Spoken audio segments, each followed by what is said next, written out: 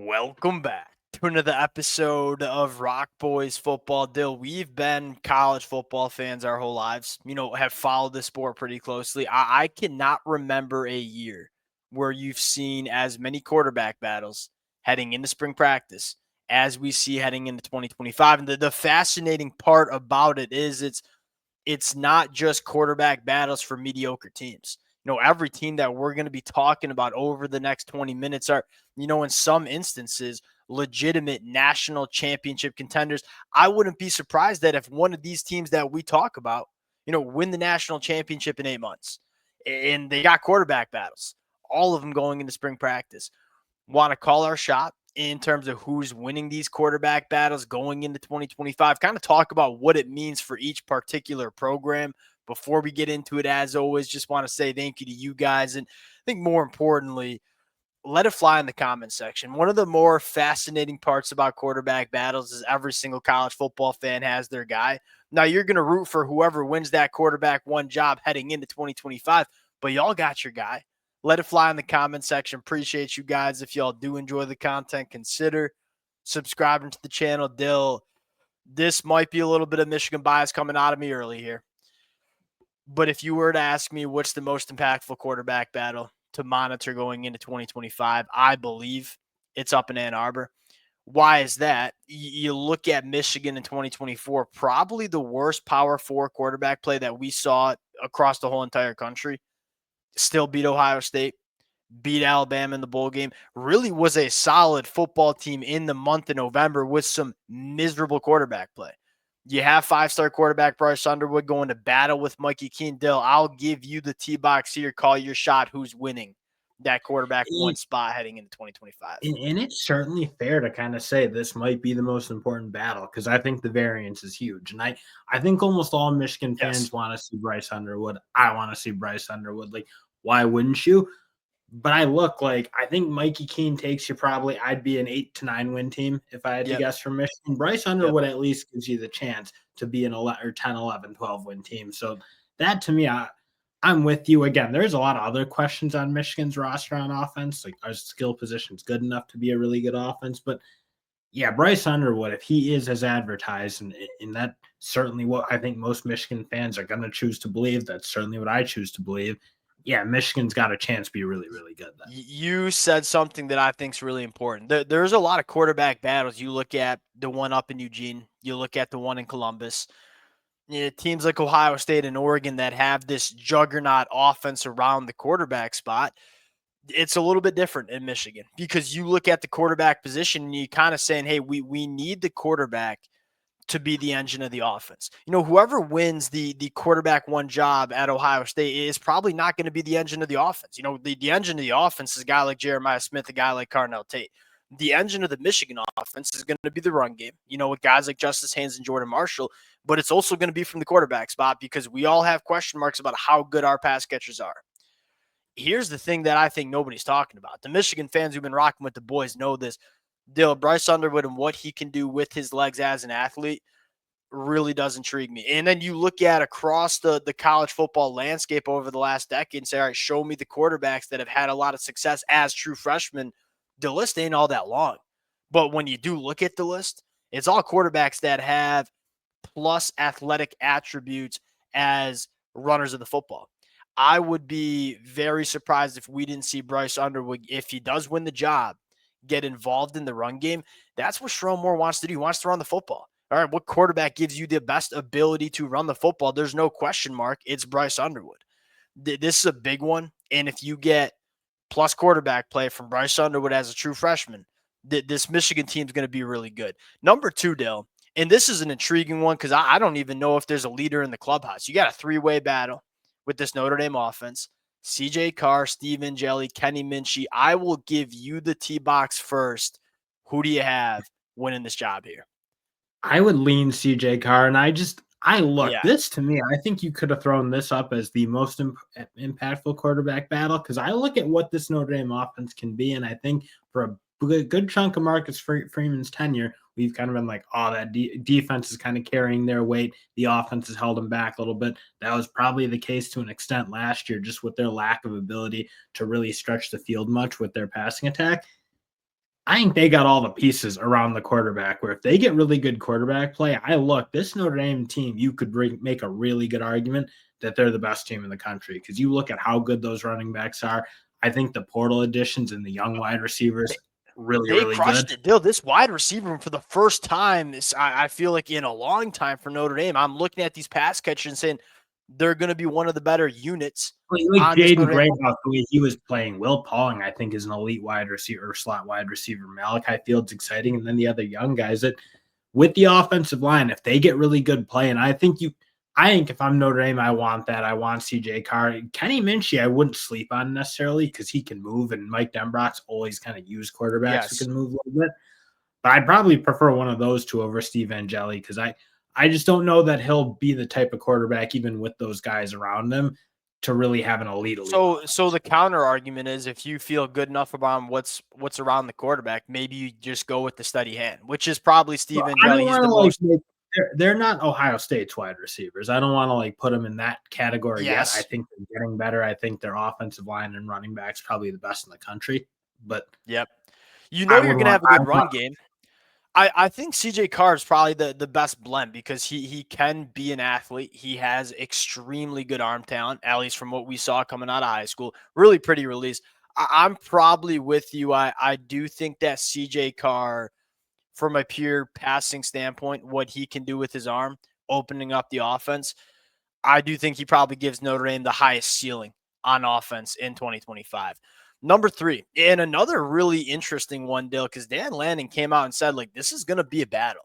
Dante Moore and Austin Novosad. Now, I think this one is kind of interesting because I do think Dante Moore is the pretty clear leader in the clubhouse heading into spring practice, but classic Dan Lanning fashion, we are going to battle at every single position again on the football field. Here's the thing with Dante Moore and Austin Novosad. You look at Dante Moore and say, all right, the sample size that we have of him in college was not great, right? It was a lot of turnovers. It was a lot of taking sacks. But then you also say he was a true freshman playing for a UCLA offense that was miserable. It was miserable up front. It was miserable from a wide receiver standpoint. Dante Moore behind a good offensive line that Oregon invested a lot of time and resources to build in front of them with what we think is going to be a good run game with some really good pass catchers on the outside. It's clear Dante Moore offers the highest ceiling, but Dill, Austin Novosad's going year 3 with Will Stein, has been within this program, and I think there's a reason that he did not hit the transfer portal after the 2024 season. And that's because I think he has a shot to win this quarterback battle. Who do you got? Dante Moore. I'll put a question to you because I think this might be the least talented wide receiver group that Dan Lanning's had since he's been at Oregon. I mean, Evan Stewart, I definitely like. I don't know that you got enough from him last year. I think a little maybe left on the table. And you are losing an absolute monster at that slot position that they've done a really good job with. So I do wonder, do they need a little bit more of a higher ceiling at quarterback than, frankly, they probably had in the last couple of years? Because I'm not sure it is quite as talented of a unit around the quarterback as they've kind of had. I will probably disagree with you on that. You love the wide receiver? I think this is a classic. This is a classic. We don't have a ton of returning production, so we're going to assume it's not good. All right, look, Evan Stewart, Dill, you're going to pretend 2 months or 2 years ago you weren't putting Evan Stewart in the Marvin Harrison Jr. camp 2 years ago. We all know what this kid can do. And here, give me my 30-second elevator pitch. Here's what I'm looking at. Dill, Evan Stewart with Dante Moore is going to be a different kind of wide receiver, in my opinion, than Dylan Gabriel. What's Evan Stewart do the best? It's work on the boundaries, work vertically down the field. Dylan Gabriel just didn't really have the juice in his arm to push the ball vertically down the field and push the ball to the boundary. I think Evan Stewart's going to be the biggest benefiter of having a quarterback that you can do a little bit more with from a passing game standpoint. So I'm high on Evan Stewart. DeCorian Moore, we just saw a bunch of true freshman wide receivers really light it up last year. Cam Coleman, Ryan Williams, Jeremiah Smith. I think DeCorian Moore is that kind of dude as a true freshman. So I would not be surprised if he emerges as a difference maker. And then you have guys, Gary Bryant Jr., veteran guy. Yeah, I look at Jurion Dickey. He's a former 5-star. Jeremiah McClellan. That's part of my issue is their homegrown guys haven't quite developed at the way you'd probably like. They haven't quite gotten on the field and been impactful. That's because they were sitting behind. They've been sitting behind Tez Johnson, Evan very Stewart, good team. Trayshawn Holden. And then here's the X factor here. I Little think bit of a they problem though, like Evan Stewart doesn't play against Ohio State, and you get very little from your wide receiver room, or at least it felt like in that game. So I see your that's yeah, that's why I think this battle matters, because I think you do need probably a higher ceiling than you've had, and Dante Moore, he certainly gives you that. one more thing. Kenny Sadiq, I think, could be the best tight end in the country. You know that. So in the I knew we Oregon weren't fans going to get out of this episode about that. we weren't going to get out of this episode without talking. You damn right. It was about the quarterbacks. I'll make it about Kenny Sadiq. Dill, I think especially when you're a team like Oregon, where it's like, all right, what's the goal every single year now? It's not to win 9-10 games. It's to win national championships. If you ask me what it looks like for Oregon winning a national championship, I think we both agree it's Dante Moore and probably not Austin Novosad. I do see where you're coming from. I do think the talent around the quarterback spot probably being slept on up there in Eugene. Number 4 on the list still. Let's go to USC. I think this is a legit one. I think there's a lot of USC fans that kind of just chalk Jaden to win the job because he was the starter at the end of the year. To me personally, you go back and watch those last, I believe it was 5 games to close out 2024. I think we both agree on this. You did not see enough from Jaden to say, all right, you're the guy. Dill, the second storyline here is I think this defense is going to be so much better than what people kind of assume USC's defense is going to be. Dan Lynn going into year 2, significant changes from the front 7. If you get good quarterback play from USC, I think this team's going to be much more dangerous than people probably like to think. Husan Longstreet, Jaden, who do you have winning the job here? Jaden Mayava's play at the end of the year, that I would have found very concerning if I'm a USC fan. Yeah. I mean, just lack of composure. He was turning the ball over. He'll make good throws at times, but just the consistency, it didn't seem to improve really at all, even through that bowl game. Yep.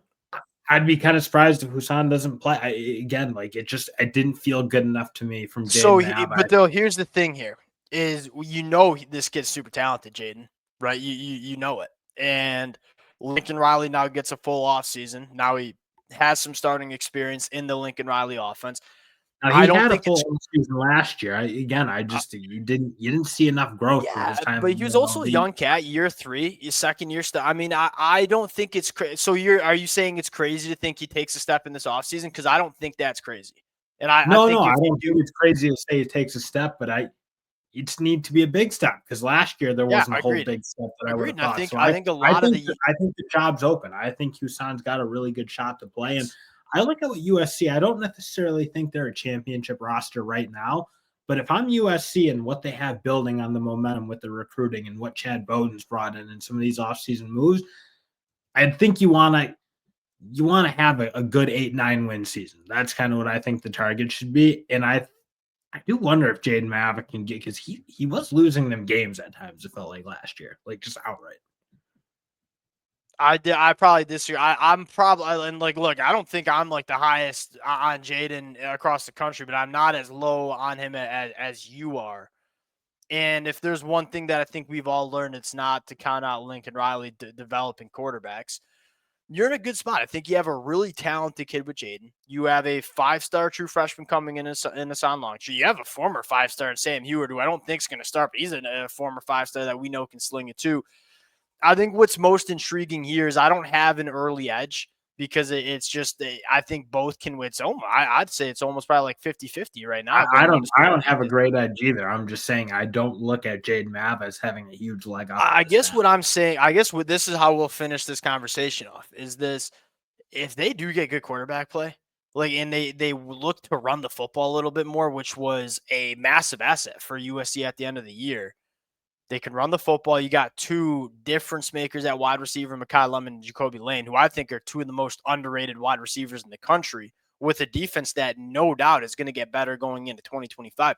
This is going to be a team that's intriguing if you get good quarterback play. And I think a lot of USC fans are sitting here, we're March 22nd, saying I feel pretty good about Lincoln Riley getting one quarterback ready to go going into the 2025 year.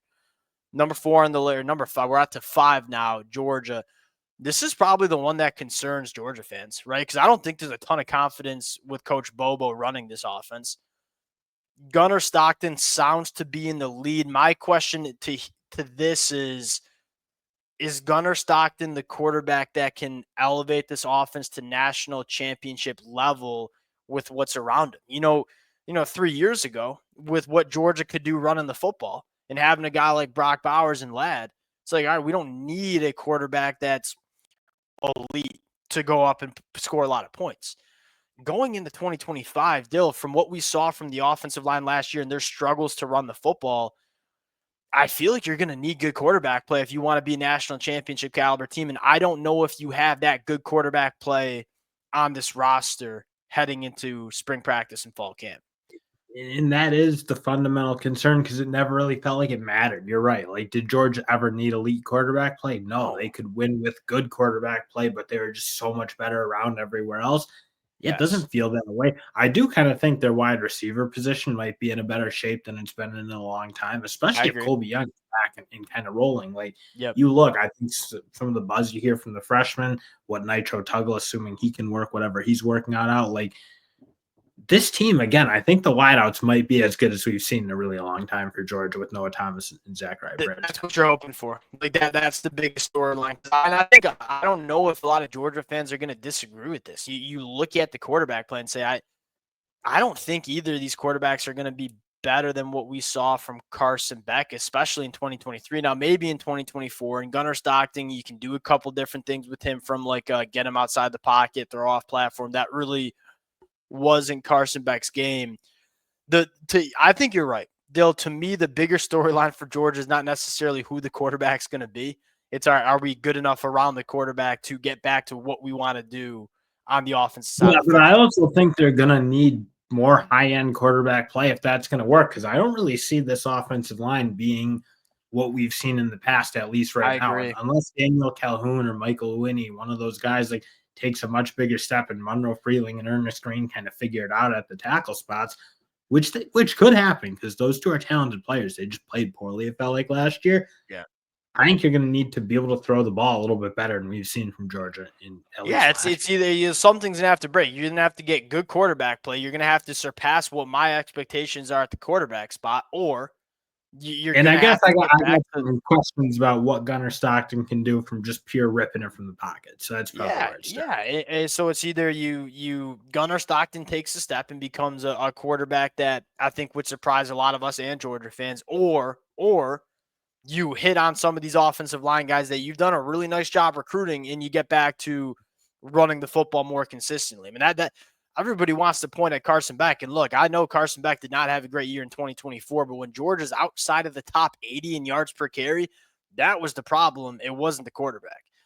Number 7 on the list still. And again, we're just talking about like bona fide national championship contenders. Alabama, three-way battle, Ty Simpson, Austin Mack, Keelan Russell. I think there's been some buzz around Austin Mack. I think Ty Simpson's probably the leader in the clubhouse. This is my personal take, and I see a lot of Alabama fans.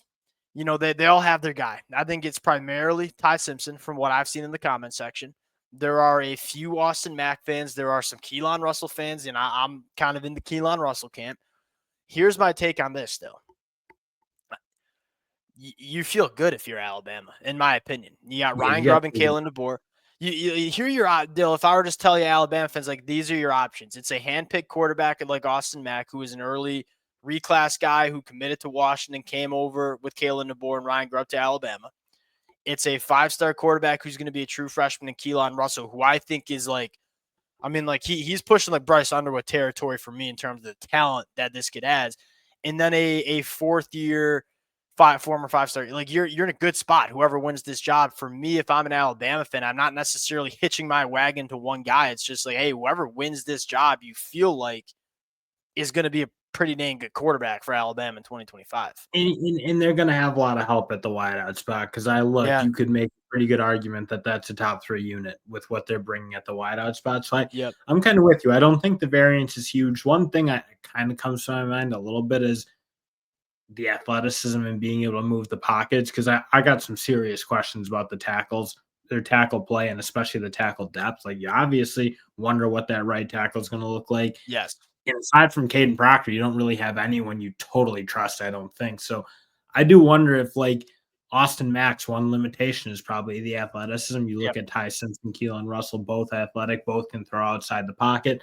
I do wonder if that's something that'll Yeah. possibly tip the scales a little bit, because that's probably my one question about Alabama's offense. Otherwise, this offense is ready to rock and roll. I totally agree with you. Is like two out of these three quarterbacks like have some juice athletically. That might help you in this quarterback battle because we do have question marks about pass protection for Alabama. Last one, defending national champs Ohio State, Julian Sayin, Tavian St. Clair, Lincoln Kineholtz. This one is starting to sound kind of like the Oregon one, where it's like, all right, it's quarterback battle. Feel really good about Julian Sayin. To me, it makes perfect sense. I mean, Julian Sayin is not. What'd you say? He said he's a really good fit for the situation they're in with how loaded Perfect their fit. pass room is and what they should be able to do around him, and if he can just manage that at an elite level, which is kind of what his calling card is or MO is. I mean, Ohio State's gonna be able to put some points up for sure. All right, what does Julian Sayin do best? Very quick release, extremely accurate. And that's all you need here. It's the opposite conversation that we had with Michigan. Like Michigan, you need the quarterback to be the engine because we got question marks about what's around the quarterback. For Ohio State, the engine ain't going to be the quarterback. It's going to be Jeremiah Smith. It's going to be Carnell Tate. It's going to be Brandon Ennis. It's going to be Max Clare, tight end. Julian Sayin is the quarterback I trust to drive the Ferrari of an offense that Ohio State has. I think it's pretty clear there too. We'll close it out there, Dill. It's crazy. I mean, we talked about Having what said eight. all that, if Tavian St. Clair wins that battle, I would be through the roof if I'm an Ohio State fan. Yeah, I That would means not be thrilled as a Michigan fan you because that have a means, special talent. yeah, and I do think he's legit. Now we'll see if it takes a year or not, but I do think Tavian Sinclair is really that guy, Well, and because it's that going to means be Dill. I'll he's say really far along with playing quarterback, and he's obviously great at and has the elite traits you're kind of looking for. So I'll say this: if Julian Sayin wins the job, does well in 2025, it's going to be an interesting quarterback battle in 2026. Like Tavian Sinclair is going to be pushing. All right, we'll close it out there. Appreciate you guys rocking with it. If y'all do enjoy the content, consider subscribing to the channel, and we'll talk to y'all later.